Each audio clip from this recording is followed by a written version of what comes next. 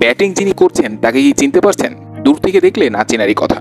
ব্যাটারটার নাম হচ্ছে রিশাদ হোসেন, যার কাম হচ্ছে বল হাতে ঝলক দেখানো। তিনি এখন নেটে ব্যাট হাতে দেখাচ্ছেন ঝলক। লম্বা লম্বা ছক্কা মেরে প্র্যাকটিস ছেড়ে নিচ্ছেন নিজের ব্যাটিংয়ে। আমরা প্রত্যেকেই জানি রিশাদ একজন স্ট্রোক মেকার। নর্মালি তিনি স্ট্রোক খেলতে পছন্দ করেন, তো এবার সেই বড় বড় ছক্কা মেরে নিজের ব্যাটিংটা আরো সুন্দরভাবে ঝালিয়ে নিচ্ছিলেন। রিশাদ নর্মালি ব্যাটিং করে থাকেন 7 বা 8-এ।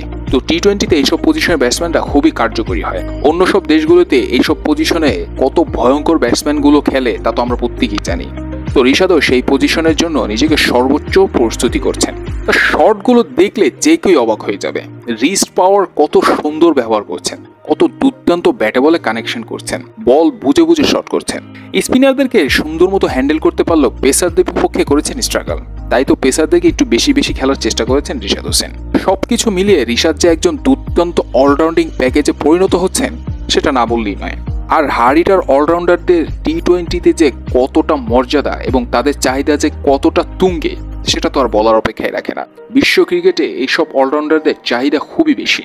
তো রিশাদ হোসেন এখন নিজেকে যদি পারফেক্টলি অলরাউন্ডার হিসাবে নিজেকে প্রেজেন্ট করতে পারেন, সেটা বাংলাদেশ ক্রিকেটের জন্যই অনেক ভালো। আর বিশ্বব্যাপীও ছড়াবে তার নাম, বিশ্ব ক্রিকেটে বাড়বে তার চাহিদা।